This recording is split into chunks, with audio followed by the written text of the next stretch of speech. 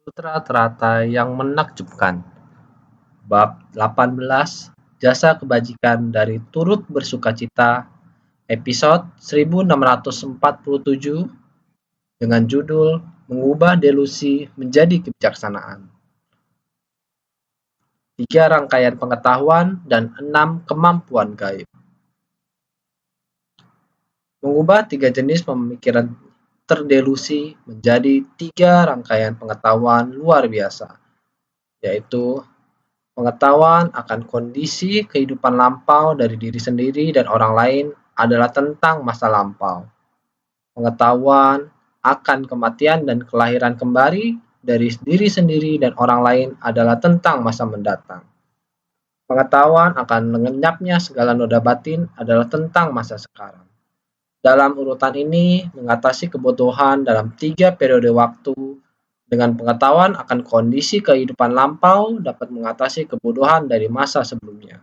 Dengan pengetahuan akan kematian dan kelahiran kembali dapat mengatasi kebodohan dari masa selanjutnya. Dengan pengetahuan akan lenyapnya segala noda batin dapat mengatasi kebodohan dari masa pertengahan. Marilah kita baca kata-kata ini seperti tidak terlalu jelas, tetapi jika bersungguh hati maka tidak menjadi kesulitan. Sudah biasa mendengarnya karena juga sudah selalu mengatakan, asalkan menambah sedikit lagi kesungguhan hati, katakanlah kita sekarang. Mengubah 3 jenis pemikiran terdelusi menjadi 3 rangkaian pengetahuan luar biasa. 3 jenis pemikiran terdelusi adalah juga yang sudah sering disebut masa lalu, masa sekarang, dan masa mendatang. Dapat keserakahan, kebencian, kebodohan, kegelapan batin, dan lain-lain. Kegelapan batin, delusi sebanyak butiran debu, ini semua disebut dengan pemikiran yang terdelusi. Ketika menyangkut hal-hal yang terjadi pada masa lalu, sekarang, dan yang akan datang.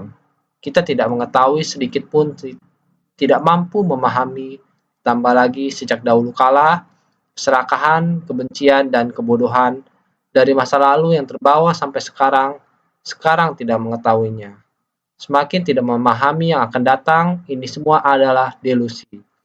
Pemikiran yang terdelusi akan tetapi sekarang kita mendengarkan Dharma. Selangkah demi selangkah kita mulai mengerti, seperti yang disebutkan sebelumnya, 3 jenis pemikiran terdelusi dijelaskan kepada kita secara sederhana, yaitu yang lalu, sekarang, dan yang akan datang, yaitu keserakahan, kebencian, kebodohan. Kegelapan batin dan lain-lain adalah delusi kegelapan batin, delusi sebanyak butiran debu. Begitu mendengar istilah ini, oh, sudah tahu, sudah tidak perlu lagi menjelaskan satu persatu dengan panjang lebar. Sambil mendengar sudah dapat mengerti, semakin dijelaskan sudah semakin jelas, karena semua orang sudah mendengarkan, sudah memahami. Bagi orang yang lebih giat bersemangat akan terus-menerus merenungkan. Setelah menyerap Dharma yang didengar, akan selalu merenungkan Dharma ini, apakah terjadi dalam kehidupan saya sehari-hari, apakah diterapkan dalam memperlakukan orang dan menangani masalah. Demikianlah seharusnya mendengarkan Dharma. Setelah mendengar, mempraktikkan, menyerap Dharma ini ke dalam batin setiap hari, ini yang dinamakan dengan bekerja keras. Kita harus mengerahkan tenaga dengan baik agar memiliki cara untuk mengubah 3 jenis pemikiran terdelusi menjadi 3 rangkaian pengetahuan luar biasa. 3 rangkaian pengetahuan luar biasa adalah mengetahui seperti pengetahuan akan kondisi kehidupan lampau. Jika kita telah memiliki pemikiran terdelusi, bagaimana kondisi masa lampau, kita tidak mengetahuinya. Yang terjadi pada masa lampau disebut sebagai kondisi kehidupan lampau. Kondisi kehidupan lampau kita adalah kegelapan batin, yakni pemikiran terdelusi. Sekarang kita telah merubah delusi menjadi pengetahuan, sehingga dengan pengetahuan Buddha akan kehidupan lampau dari semua makhluk, telah mengerti dengan jelas. Bukan hanya sekedar jelas, kita harus menganalisanya kembali. Inilah yang disebut pengetahuan. Bukan hanya sekedar jelas, di tengah kejelasan harus menumbuhkan pengetahuan. Untuk memberi kesaksian akan segala hal yang terjadi pada masa lampau, kita sering tidak berpikir dengan jelas mengapa terjadi di masa sekarang. Jadi kita jelas pada masa lalu, kita tidak akan berpikir mengapa kondisi sekarang adalah demikian. Sehingga kesulitan ditemui sekarang, secara alami kita akan merasa ringan dan damai. Karena sebab pada masa lalu adalah demikian. Buah yang kita peroleh pada masa kehidupan kali ini adalah demikian. Saya ikhlas menerimanya. Secara alami tidak akan begitu menderita, sehingga pengetahuan akan kondisi kehidupan lampau dari diri sendiri dan orang lain adalah tentang masa lampau. Membuktikan apa yang sebenarnya yang telah kita perbuat pada masa lampau, sebab kondisi apa yang kita miliki, jika kita mengerti semuanya, proses dalam kehidupan kali ini akan sangat lebih jelas. Dan yang kedua, dengan pengetahuan akan kematian dan kelahiran kembali, dapat mengatasi kebodohan dari masa selanjutnya. Bagaimana kita mati di kehidupan lampau, bagaimana kita bisa sampai ke kehidupan ini, bagaimana kita akan mati di kehidupan ini, kemana kita akan pergi di kehidupan mendatang, kita harus memahami ini dengan jelas. Jika kita memahami kehidupan ini dengan sangat jelas, kita akan merasa tenang, tentang masalah di masa depan. Maka dari itu, kita harus berlatih dengan sungguh-sungguh dan mengolah diri kita sendiri sehingga kita tidak merasa menyesal dalam kehidupan ini. Jika kita jelas-jelas menguntungkan orang lain, maka secara alamiah pikiran kita tidak akan hilang. Kita ada di sini sekarang karena penyebab sekarang kita hadapi kondisi apakah kita menjalani hubungan baik dengan orang lain. Dengan alasan dan kondisi yang baik, hati kami tenang dan tidak tertipu. Jadi, marilah kita sungguh-sungguh memeriksa diri kita sendiri dalam kehidupan ini. Jika kita belum mau melakukan cukup banyak hal, kita harus segera melakukannya. Jika kita salah tentang sesuatu, kita harus segera memperbaikinya. Maka secara alami hati kita akan merasa damai dan kita akan merasa nyaman dalam kehidupan ini. Jadi, jika kita bisa melakukan ini, maka kita bisa memahami masa depan. Kita akan pergi kemana di masa depan, kita akan tahu dengan jelas. Yang wawasan yang ketiga adalah wawasan untuk mengakhiri semua kebocoran. Wawasan untuk mengakhiri semua kebocoran berarti kita mendengarkan ajaran sekarang dan setelah mendengarkan, kita berpikir, apakah ada sesuatu yang ingin saya lakukan hari ini? Mungkin kita belum mempertimbangkan dengan seksama apa yang ingin kita lakukan hari ini, tetapi setelah mendengarkan ajaran, kita berpikir, oh begitu, mungkin saya harus mengubah metode saya. Misalnya pada tahun 2018, sebuah kereta berangkat dari Sulin dan akan melewati Yilian dan Hualien menuju Taitung. Tiba-tiba kereta itu tergelincir. Kecelakaan kereta ini sangatlah serius.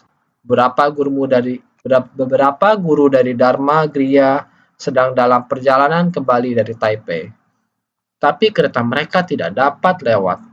Karena mereka tidak dapat lewat, mereka turun dan langsung pergi ke Yilian untuk merawat para korban kecelakaan.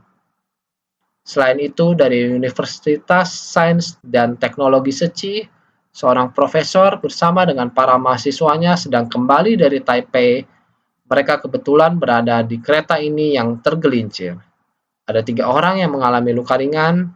Setelah menelepon untuk memberitahu bahwa kami agar tidak perlu khawatir, profesor memimpin sekelompok mahasiswa untuk tetap di sana dan membantu orang-orang semampu mereka.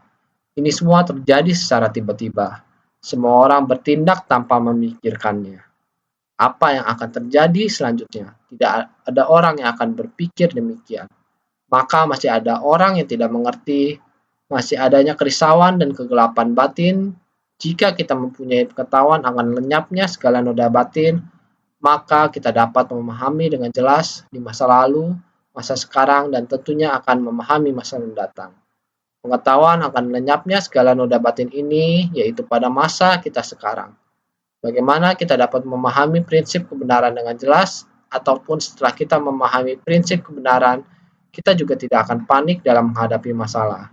Tetapi orang-orang yang berada di tempat kejadian, terutama orang-orang yang berada di kereta, mereka merasa sangat cemas. Detik-detik yang berlalu bagaikan melewati hari, terasa begitu panjang, waktu yang begitu singkat juga terasa sangat lama. Orang-orang di luar yang coba menyelamatkan juga sangat cemas, tanpa henti menambah lebih banyak penyelamat. Para bodhisatwa kami di Yilan semuanya juga digerakkan. Mereka perlu menjaga tim penyelamat, juga perlu menjaga orang-orang yang terluka, juga perlu menjaga hari semakin gelap, perlu menyediakan makan malam untuk mereka, juga perlu menyediakan minuman hangat dan makanan ringan kepada tim penyelamat. Tenaga kerja sungguh tidaklah cukup. Terpikir untuk apakah perlu mengerahkan relawan di Taiwan untuk datang, namun berpikir lagi bahwa hari sudah sangat larut, waktu terus berlalu, dan hari semakin gelap. Transportasi kereta api terhenti. Bagaimana kita menggerakkan relawan dari Taipei? Begitu pula dengan Yilan. Kedua rute kereta api telah terputus, tidak mudah juga untuk pergi ke tempat tersebut. Departemen Agama kita telah menghubungi relawan Seci di Taipei. Apakah kami perlu ke sana? Relawan Seci Yilan sangat sibuk di sana. Kami terus berhubungan dengan mereka, jadi dalam sekejap ada beberapa jaringan menjadi kacau. Ketidakkekalan hidup terjadi dalam sekejap. Bagaimana kita menyalurkan sumber daya untuk menanggapi kejadian ini? Jika penyaluran sumber daya ini tidak dilakukan dengan tepat, orang-orang yang ingin mengikuti di belakang akan tidak berdaya. Sebenarnya hidup bisa sangat sederhana. Jadwal ditetapkan dengan baik, segala sesuatunya akan teratur. Peraturan lalu lintas yang tersusun dengan baik, ketika dalam aman, tidak ada masalah, tapi ketika sesuatu terjadi dalam sekejap, keadaan akan menjadi sangatlah kacau. Ini disebut kehidupan. Ketidakkekalan bisa terjadi dalam sekejap, tiada orang yang tahu. Kita tidak tahu cara untuk memahami apa yang akan terjadi ketika sesuatu terjadi, bagaimana kita harus menyelesaikannya. Ini bukan sekedar bagaimana kita ingin melakukannya. Hal ini melibatkan berbagai bagian yang harus ditangani, sehingga orang menjadi bertanya, bagaimana cara melakukannya dengan baik? Ini membutuhkan rangkai pengetahuan yang luar biasa. Singkat kata, kita memiliki kebocoran dalam kehidupan. Kebocoran disebut kebodohan. Mengakhiri kebocoran artinya mengakhiri semua kebodohan. Jika demikian, berarti kita memiliki 3 rangkaian pengetahuan luar biasa karena kita masih memiliki kebodohan. Kebocoran mengacu pada kebodohan. Tuntas artinya tidak memiliki kerisauan. Jika kita bisa mengakhiri semua kerisauan dan kebocoran kita, jika kita bisa membersihkannya dengan sendirinya, kita bisa memperoleh rangkaian pengetahuan luar biasa dan menjadi jernih. Maka kondisi kehidupan lampau, yaitu mengetahui masa lampau, kematian, dan kelahiran, bagaimana kita meninggal di masa lalu, bagaimana cara datang kembali, datang dan pergi, sebenarnya masih sangat membingungkan. Masalah di masa lampau kita tidak jelas. Masalah saat ini kita masih memiliki ketidaktahuan. Maka disebut 3 jenis pemikiran terdelusi. Jika kita dapat melenyapkan 3 jenis pemikiran terdelusi ini, dengan sendirinya 3 rangkaian pengetahuan luar biasa, semua orang akan mengetahuinya dengan jelas. Maka dalam urutan ini mengatasi kebodohan dalam 3 periode waktu. Jika kita dapat memahami masa lampau dengan jelas dan memahami masa depan, kerisauan saat ini harus dilenyapkan. Jika dapat demikian, satu persatu urutannya telah diketahui. Dengan sendirinya kebodohan dalam 3 periode waktu, bodoh yaitu kebodohan, dengan sendirinya akan hilang karena kita masih belum memiliki cara. Di masa lampau, masa kini, ketidaktahuan ini masih sering kita hadapi. Kita masih belum mengetahui, maka dikatakan dengan pengetahuan akan kondisi kehidupan lampau dapat mengatasi kebodohan dari masa sebelumnya. Kondisi kehidupan lampau adalah kehidupan lampau. Kehidupan lampau kita di masa lalu, apa yang telah kita lakukan di masa lampau. Jika kita mengetahuinya, kita telah memahami dengan jelas, kita memiliki cara untuk menyusun masa lampau. Karena di masa lampau, sesama manusia terjadi hal demikian. Ayo, saat ini saya sudah puas. Dengan seperti ini mengatasinya, jika tahu maka dapat mundur selangkah. Jika tidak tahu, kedua belah pihak menjadi sumber bencana terus berdebat. Maka harus memahami, barulah ada cara untuk mengatasinya. Jika kita mengetahuinya, maka akan ada cara untuk mengatasinya. Namun apapun yang terjadi masa lalu, kini kita mundur selangkah. Serasa bagaikan lautan samudera dan langit yang luas. Antar manusia tidak perlu berdebat masa lampau seperti ini. Kita harus menerima dengan ikhlas penderitaan masa sekarang. Kita harus sangat ikhlas. Masa lampau melakukan dengan sukacita seperti ini. Bagaimana kita merampok dan menindas orang. Saat itu kita tidak takut, jadi melakukan banyak hal.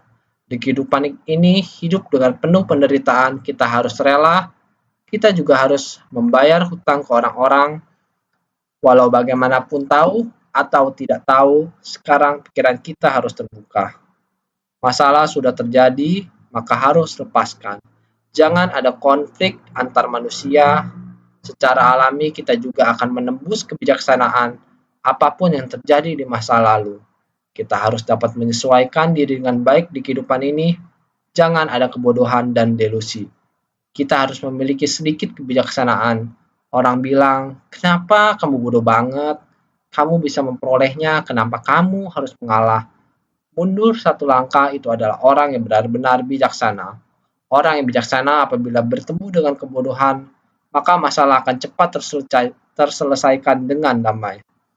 Pengetahuan akan kematian dan kelahiran kembali, kematian, kelahiran, kelahiran, kematian.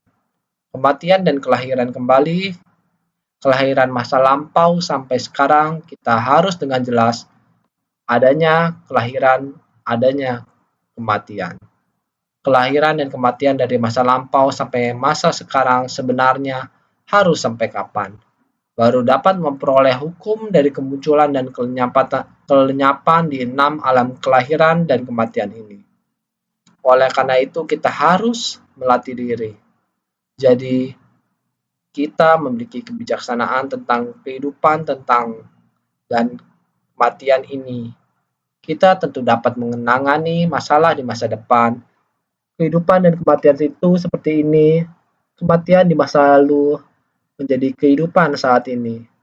Kehidupan dan kematian saat ini akan menjadi kehidupan di masa depan jika kita bisa memahami hubungan antara masa lalu, masa kini, dan masa depan, maka dengan prinsip yang sama kita dapat mengatasinya. Sehingga di kehidupan selanjutnya tidak lagi terikat selanjutnya. Pengetahuan akan lenyapkan segala noda batin. Seperti yang telah disebutkan tadi, semua kebodohan, kebingungan, dan pikiran yang mengganggu, ketiga hal ini, jika kita bisa menghilangkannya satu persatu, kebodohan adalah ketidakjelasan akan sesuatu. Mengapa hal ini terjadi? Dan bagaimana dengan kerisauan atau kebingungan? Kebingungan adalah ketika saya menghadapi suatu masalah dan tidak bisa menyelesaikannya. Itulah yang disebut kerisauan atau kebingungan. Dan bagaimana dengan keraguan atau delusi? Keraguan adalah hal-hal yang belum terjadi, tetapi masa depan terasa tidak pasti. Itulah yang disebut keraguan atau delusi. Hal-hal yang belum terjadi, Anda khawatir dan menyimpannya. Atau meskipun sudah merasa sangat puas, masih merasa tidak cukup. Ingin berbuat lebih untuk keturunan saya, ingin berbuat lebih untuk diri saya sendiri. Dan seterusnya, nama dan keuntungan tidak pernah memiliki batasan angka. Semua ini disebut keraguan atau delusi. Oleh karena itu, kebodohan, kebingungan, kekhawatiran, semuanya itu berlapis-lapis. Kita harus mampu memahami akan penderitaan yang tumpang tindih ini dan segera melenyapkannya. Ini disebut pelenyapan noda batin. Kebijaksanaan seperti ini dengan sendirinya akan menyembuhkan segala macam kebodohan. Mengatasi kebodohan dari masa pertengahan, kita di kehidupan ini menghilangkan noda batin dari kehidupan sebelumnya, jangan membawa kesalahan dan kebencian dari kehidupan sebelumnya dan terseret ke dalam kehidupan ini lagi. Lalu malah kemudian terseret ke masa yang akan datang. Oleh karena itu, jika kita memiliki pengetahuan akan lenyapnya noda batin, maka dengan sendirinya kita akan menyelesaikannya dalam kehidupan ini. Membayar kembali hutang kita kepada orang lain, menghapus utang orang lain kepada kita, menjalin jodoh baik dalam kehidupan ini. Jangan terlibat lagi di kehidupan mendatang. Ini disebut mengatasi kebodohan dari masa pertengahan. Selagi kita berada dalam situasi ini, janganlah terus membawanya ke masa mendatang. Kerisauan dan ketidaktahuan ini sangatlah banyak. Jika ingin diselesaikan, sebenarnya tidak akan pernah terselesaikan sepenuhnya. Namun, jika satu prinsip sudah jelas, maka semua prinsip akan jelas. jadi hendaknya selalu diperhatikan. Ia segera menggunakan metode terampil untuk membabarkan dharma sejati dari nirwana. Di dunia ini tiada yang bertahan selamanya. Semua bagaikan buih, gelembung, dan fata morgana. Kalian semua hendaknya segera memunculkan perasaan untuk muak dan ingin menjauhinya. Sutra Teratai bab 18, jasa kebajikan dari turut bersukacita. Ayat sebelumnya berkata seperti ini. Ia segera menggunakan metode terampil, sangat banyak dharma yang tidak bisa dijelaskan. Sebenarnya kita harus banyak mendengar, berpengetahuan luas, bukan tahu sendiri. Harus membuat orang lain tahu, kita sendiri harus lebih tekun.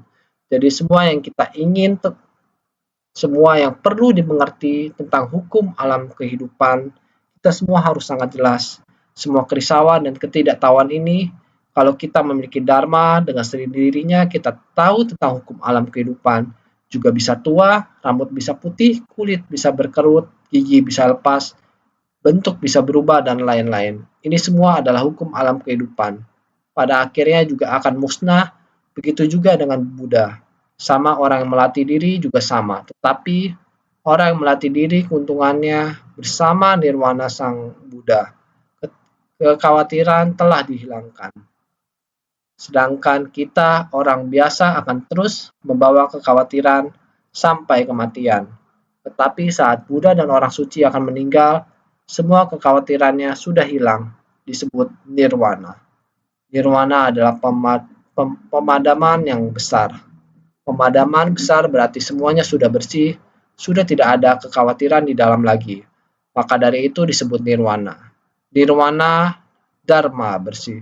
Ini disebut dharma yang sebenarnya. Jadi di dunia ini tiada yang bertahan selamanya. Semua telah memahami dharma duniawi. Kita datang ke dunia apa yang perlu dimelakati. Tidak ada satupun orang yang bertahan lama, bahkan kehidupan orang juga seperti ini tidak berhenti berubah. Bukankah sudah pernah dikatakan, betul, bayi, remaja, parubaya, dan lanjut usia, ini ada di jasmani kita.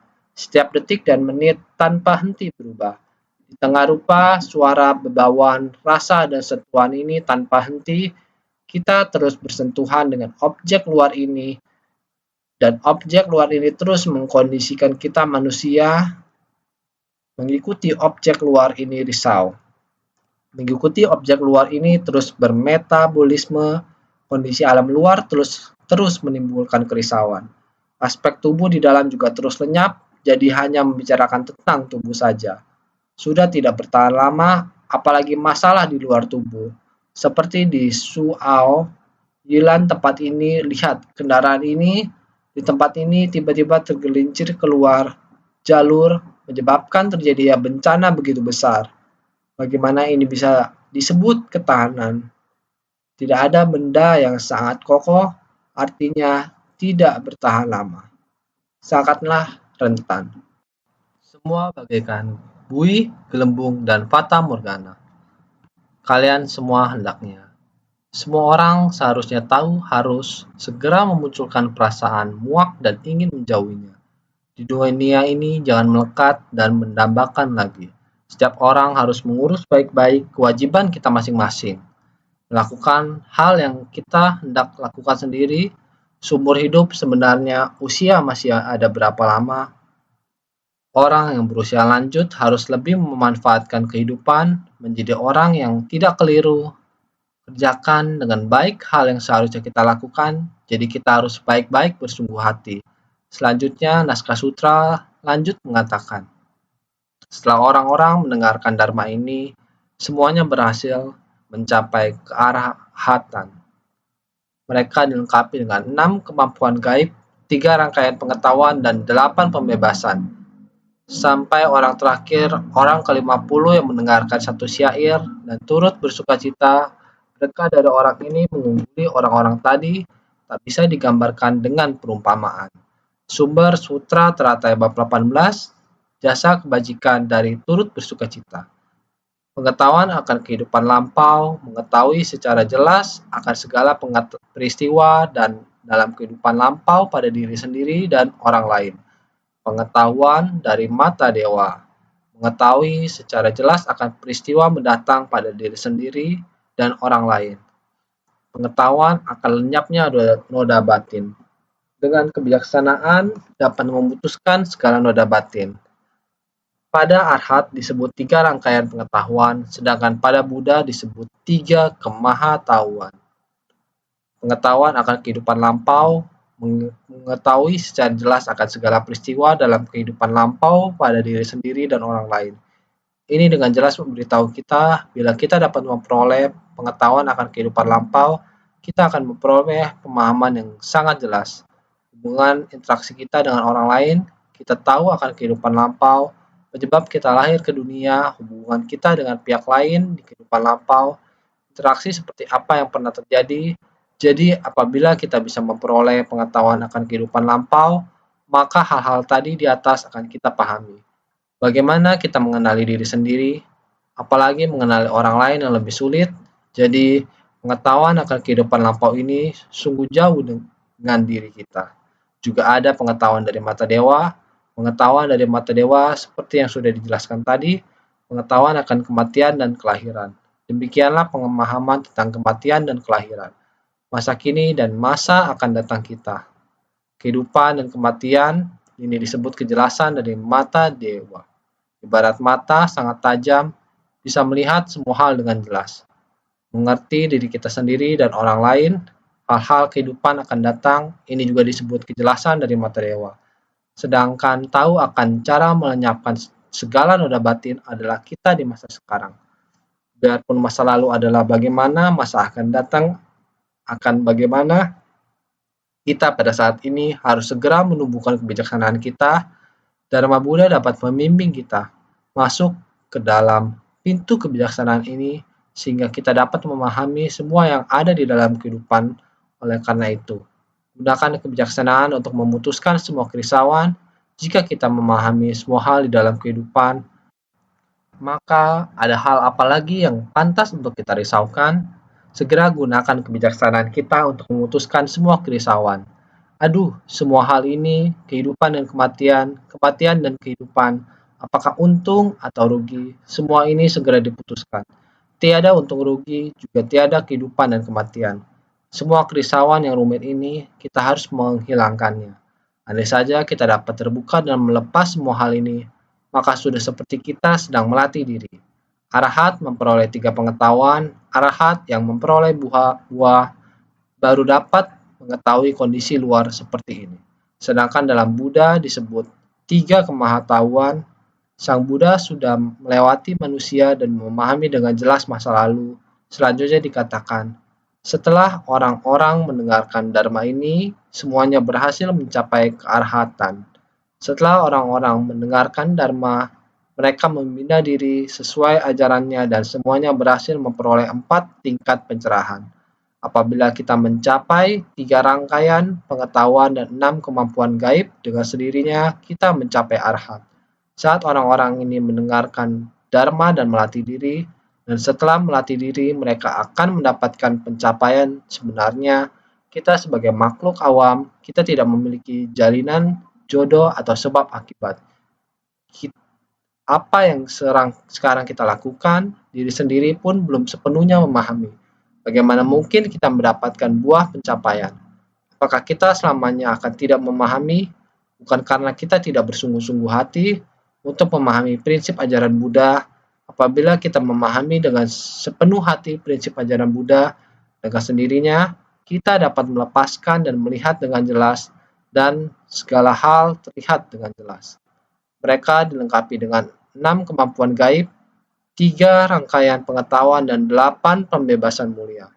Mata dewa, telinga dewa, kemampuan membaca pikiran, kemampuan mengetahui kehidupan lampau, kaki dewa, kemampuan melenyapkan kekotoran batin. 6 kemampuan ini disebut kemampuan gaib, yaitu mata dewa, telinga dewa, kemampuan membaca pikiran, kemampuan mengetahui kehidupan lampau, kaki dewa, kemampuan melenyapkan kekotoran batin. Ini semua disebut 6 kemampuan gaib.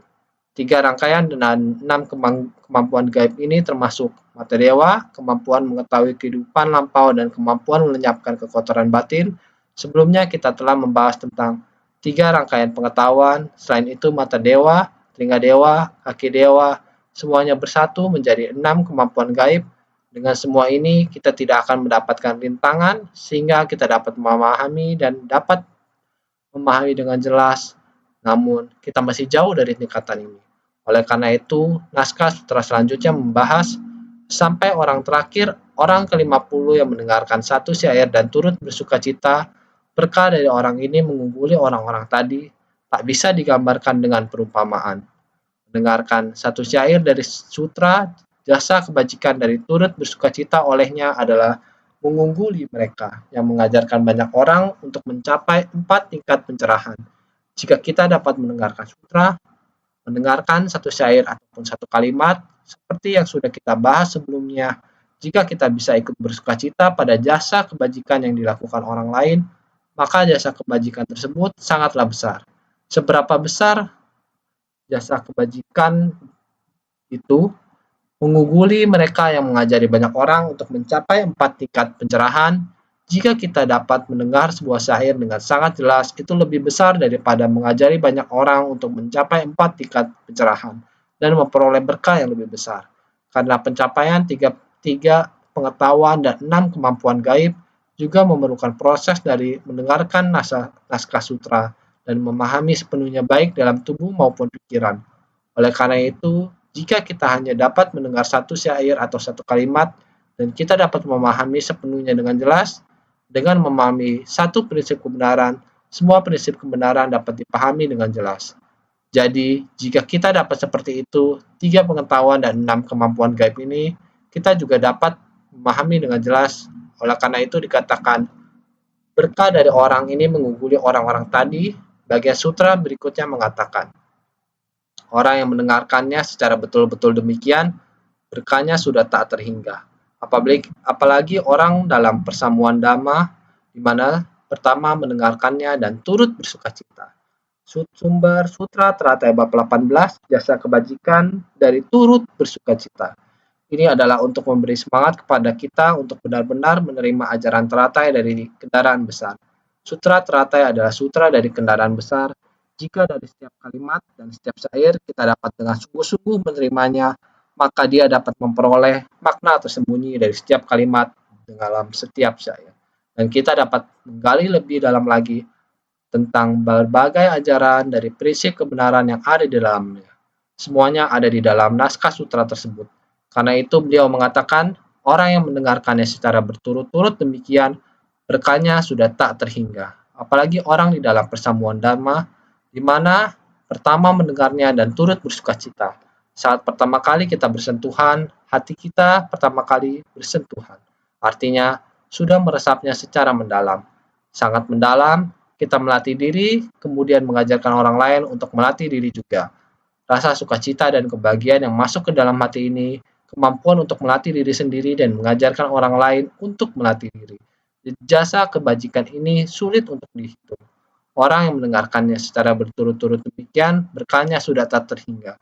Apalagi orang di dalam persamuan dharma, di mana pertama mendengarnya dan turut bersukacita, mengambil contoh orang terakhir jika dibandingkan dengan orang pertama yang bersukacita dan mengajarkannya pada orang lain, jasanya sudah sulit untuk diungguli dan tak terhitung.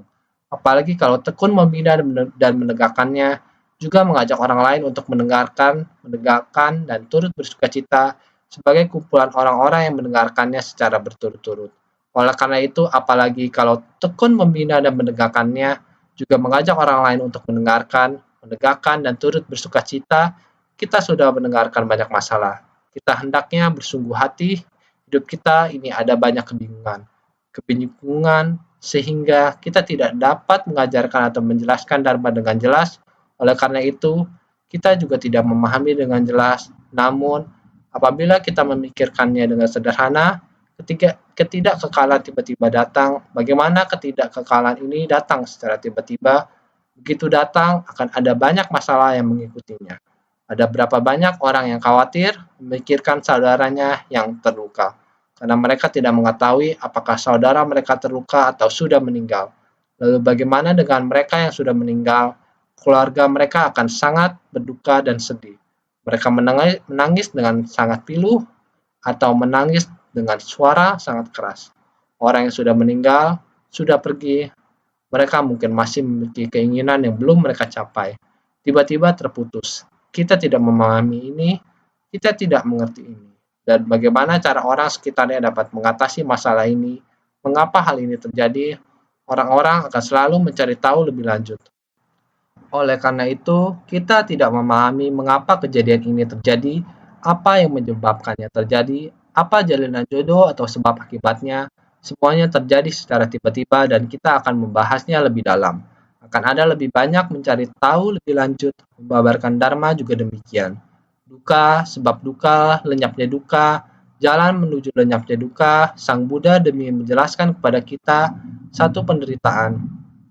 Beliau harus membabarkan Dharma selama 42 tahun untuk menyesuaikan kapasitas, pelan-pelan menyesuaikan. Sekarang waktu sudah tidak cukup lagi. Sudah tidak ada waktu lagi mengubah satu arah tujuan, membabarkan Dharma sejati. Dharma sejati tidak berpisah dari Dharma kehidupan manusia. Kehidupan manusia adalah demikian begitu kompleks, dinamakan Dharma Bodhisattva. Membuat kamu saat ini bisa sangat jelas, waktu adalah demikian.